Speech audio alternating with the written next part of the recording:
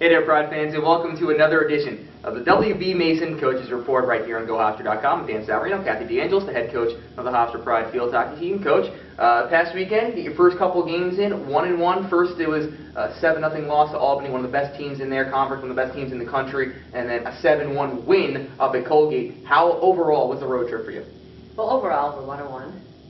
Importantly, absolutely rebounded from Friday's game against Albany. And we were shocked. There's no doubt about it. We hadn't faced that type of competition since last year. Had a great preseason.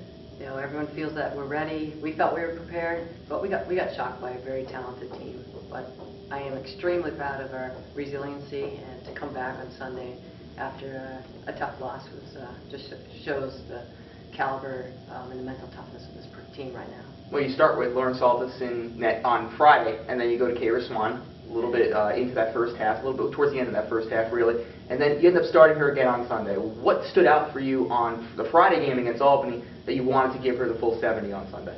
Well, I think it's important. This is really early, and by no means have we solidified any starting goalkeeper at this point.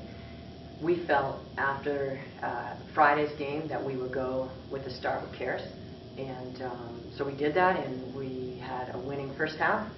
That's why we stayed with it, really. When you look at Sunday's game, offense just really blew out. Lauren Del Valle has 4 goals in the game. Charlotte Lur has a goal. Janelle Boileau, your captain, has a goal and 2 assists. Claudia Marin-Sandberg scores a goal. What was clicking with that entire forward line? Well, there was a lot of off-ball movement that created those type of scoring opportunities. And number one, I mean, I'm super excited for Lauren to 4 shots, 4 goals.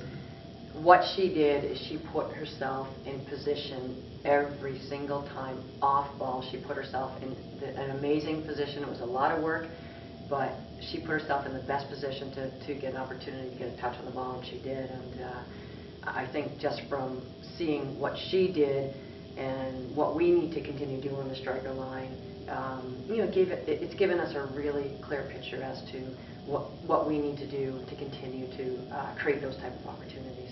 Now, she started in her freshman year, and then since then she's been coming off the bench but playing a lot of minutes. How have you seen her grow in her play alone and maturity as a player? Well, her play and her maturity have improved drastically, and I think that's what's giving her a competitive edge. And her work ethic is superior, and at some point it's going to pay off, and right now it certainly is. And like I said, you know, we're excited. You know, where she is in her game. She's got a lot to improve, like all the strikers, but she has that willingness to want to get better and to work hard, and that's contagious. And then, like I said, I think it's really going to carry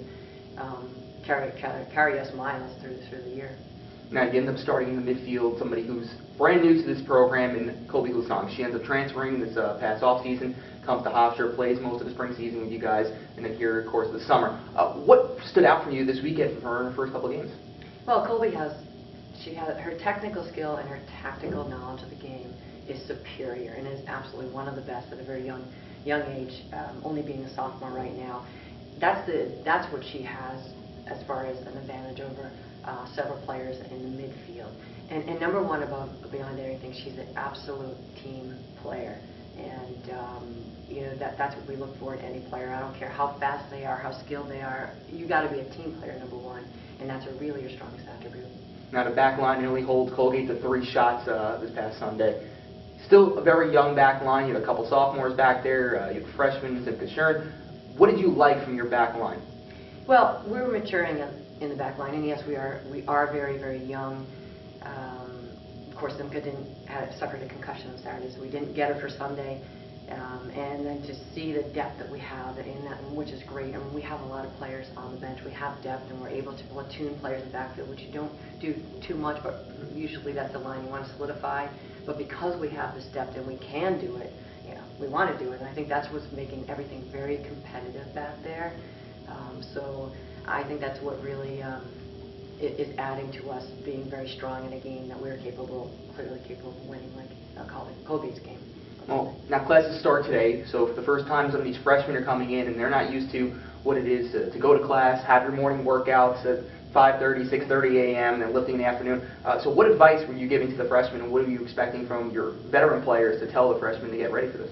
Well, we have strong core of veteran players, and we've got great captains, and certainly our head captain, Janelle Moilo, has been such an exemplary student athlete, and it is those guys that the younger players are looking to. We've been great at, students off the field, and I think just their type of inspiration and the different things they've talked to the freshmen about, I don't foresee we're going to have any issues with that. It is a transition to now go, back to just, we're playing hockey for 2 weeks straight now. We've got classes, so it'd be interesting to see how we come back to practice today, just with that first transition.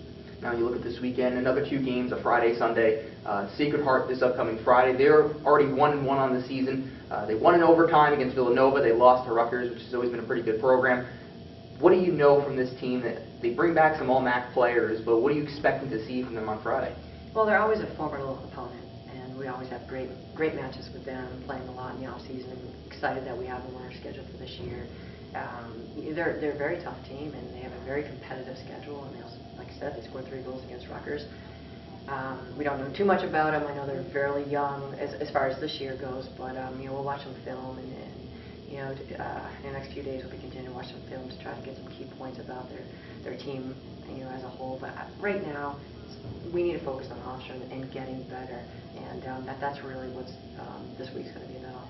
Now you'll be staying up in New Haven, playing both of those games on the campus of Yale University, which you're going to face them again that Sunday. They're playing their first games this weekend. Sacred Heart they have on Saturday, and then you right the day after on Sunday against Hofstra. So with a team like that where you really don't know what they've done so far, obviously you said Sacred Heart, you don't know much because they've only played 2 games. Right. With Yale, how much harder is that to prepare for when you haven't seen them at all and they haven't had any action?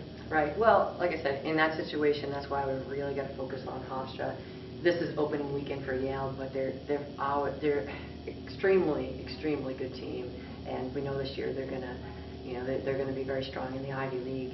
So we can expect a very good match, a strong match. We're gonna have to play our best game to pull out a win, but we gotta look at Sacred Heart first and take care of that game first, and then we'll look towards Yale.